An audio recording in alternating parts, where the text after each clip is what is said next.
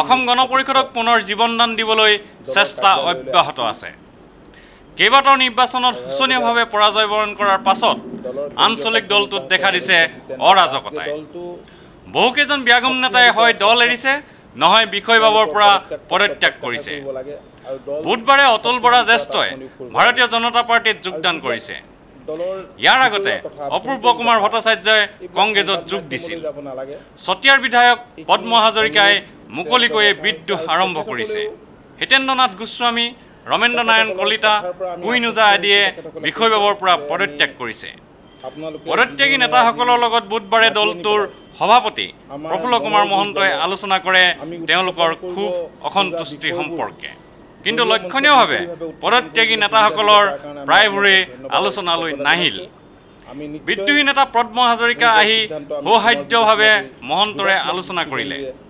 আলোচনাৰ সবিশেষ সদৰি কৰি অগপৰ কাৰ্যকৰী সভাপতি অতুল বৰাই কয়, আজি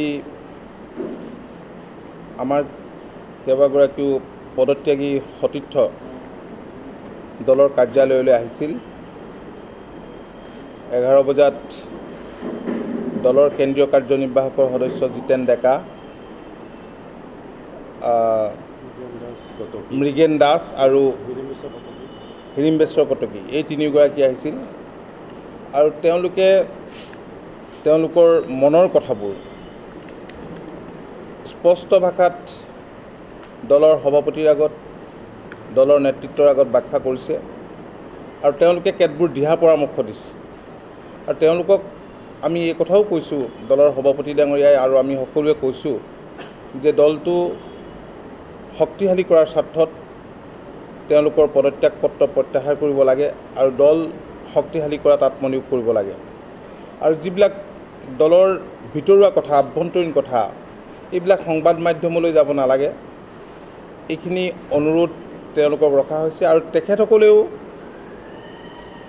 তেখেতসকলৰ কথাৰ পৰা আমি আশ্বস্ত হৈছোঁ। তেখেতসকলে কৈছে যে আপোনালোকে যি ধৰণেৰে আজি মাতি আনি পেলাই আমাৰ মনৰ বুজ ল'লে, আমি উত্থাপন কৰিব খোজা বিষয়বোৰ দলীয় মঞ্চত মুকলিভাৱে উত্থাপন কৰিবলৈ সুবিধা দিলে, তাৰ কাৰণে আমি আপোনালোকক ধন্যবাদ আৰু কৃতজ্ঞতা জনাইছোঁ। আমি নিশ্চয় পূৰ্বৰ সিদ্ধান্ত আমি পুনৰ বিবেচনা কৰি যোগাত্মক দৃষ্টিভংগীৰে অহা দিনবিলাকক দলটোক শক্তিশালী কৰিবলৈ আমি ব্যৱস্থা গ্ৰহণ কৰিম। পদত্যাগী সকলো নেতা আলোচনালৈ নহা সম্পৰ্কে অতুল বৰাই কয়, কিছুমানে আহিব নোৱাৰিব বুলি বিভিন্ন কাৰণত খবৰ জনাইছে। সভাপতি ডাঙৰীয়াক এই বিষয়ে অৱগত কৰিছে। আনহাতে দলীয় বিষয়বাবৰ পৰা পদত্যাগ কৰা ৰমেন্দ্ৰ নাৰায়ণ কলিতা নহা সম্পৰ্কে শ্ৰী বৰাই কয়, আমাৰ দলৰ এগৰাকী জ্যেষ্ঠ নেতা বীৰেন বৈশ্য ডাঙৰীয়া আছিল, তেখেত অহাকালিলৈ আহিব বুলি জনাইছে। আৰু ৰমেন কলিতা ডাঙৰীয়াও সভাপতিক অৱগত কৰা বুলি কৈছে। তো ইয়াৰ উপৰিও বাকী হিতেন গোস্বামী ডাঙৰীয়াই কিবা জনাইছে নেকি সেই বিষয়ে মই অৱগত নহয়। আৰু বাকী যিকেইগৰাকী নাহিলে, আমাৰ পুৱাৰ ভাগত যিকেইগৰাকী আহিছিলে হেৰাম বৰকটকীকে ধৰি, সেইগৰাকীয়ে কৈছে যে তেওঁলোকৰ হৈ আমি কথা বতৰাখিনি আমি পাতিছোঁ আৰু তেওঁলোকৰ লগত আমি আলোচনা কৰি বিষয়টোৰ এটা সুমীমাংসা কৰিম। এইখিনি পদ্ম হাজৰিকাই উত্থাপন কৰা বিষয়বোৰ সম্পৰ্কে কাৰ্যকৰী সভাপতিজনে কয়, যিবিলাক বিষয় হাজৰিকা ডাঙৰীয়াই উত্থাপন কৰিছে সেই সকলোবিলাক বিষয় আমি দলীয় মঞ্চত আলোচনা কৰি সিদ্ধান্ত লোৱাৰ কথা তেওঁৰ আগত আমি প্ৰকাশ কৰিছোঁ। সমস্যাবোৰ আলোচনাৰ যোগেদি সমাধান কৰিব পৰা যাব বুলি শ্ৰী বৰাই ঘোষণা কৰে।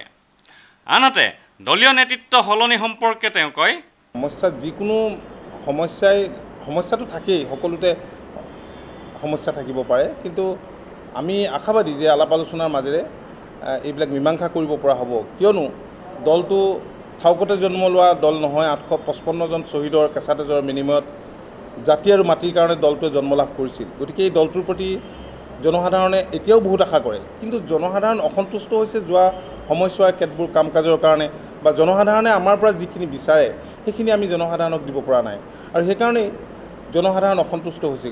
মই সিদিনা কৈছিলোঁ পৰাজয়ৰ পিছত যে আমি যেতিয়া এটা নিৰ্বাচনত বিপৰ্যয়ৰ মুখামুখি হওঁ, তাৰপিছতে আমি দলীয় মঞ্চত কথাবোৰ পৰ্যালোচনা কৰোঁ আৰু সেইমতে আমি আত্মসমালোচনাৰ কথা কওঁ, আত্মশুদ্ধিৰ কথাও কওঁ।